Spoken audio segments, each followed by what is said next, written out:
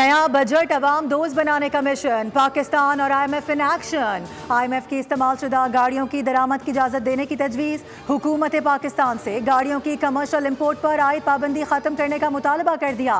इस्तेमाल शुदा गाड़ियों पर नई गाड़ियों के मुकाबले में 40% ज़्यादा टैक्स आयद होगा ताकि मार्केट में मुकाबले का रुझान बढ़े और सार्फिन को सस्ती गाड़ियाँ मिल सकें। इसके तहत 3 से 5 साल पुरानी गाड़ियों की दरामद की इजाज़त देने पर गौर किया जा रहा है। नॉन टैरिफ रुकावटों को खत्म करने के लिए दिसंबर 2025 तक जामे जायजा मुकम्मल हो जाएगा। FBR का टैक्स वसूली के हदफ के लिए 400 अरब रुपए की इजाफी आमदन का मंसूबा है।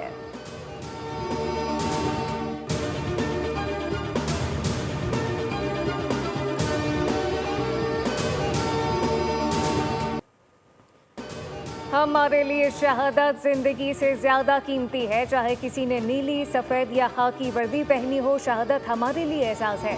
पाकिस्तानी कौम ना पहले झुकी थी और ना अब झुकेगी। DGI SPR lieutenant general Ahmed Sharif Chaudhry का चीनी मीडिया को इंटरव्यू। कहा कि आज पाकिस्तान की गलियों में लोग फतह नहीं बल्कि अमन की खुशी मनाते नजर आते हैं। हम अमन पसंद कौम हैं। आप देखेंगे पाकिस्तान तेजी से तरक्की करेगा। दुनिया को चीन की कम अरसे में बड़ी आबादी के साथ हासिल करदा तरक्की से सबक लेना चाहिए। पाकिस्तान और चीन दो जिम्मेदार रियासतें हैं। दोनों ममालिक का ताउन मिसाली है। दहशतगर्दी का मकसद ही तरक्की को रोकना है, लेकिन हम उसे शिकस्त देकर तरक्की की राह पर गामजन हैं।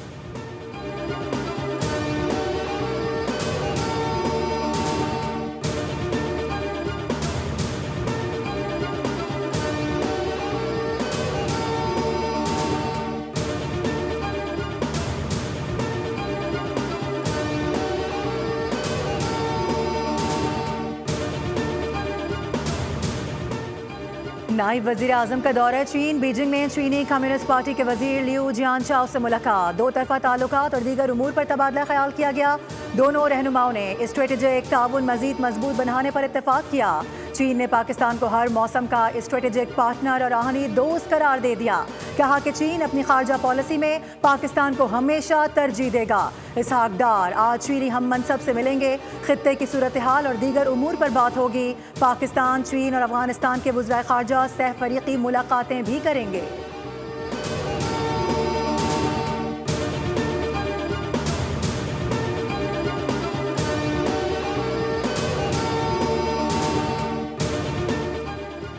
वज़ीर आज़म शहबाज शरीफ ने वफाकी काबीना का इजलास तलब कर लिया। इजलास आज से पहर 3 बजे वज़ीर आज़म हाउस में होगा। मार्का हक में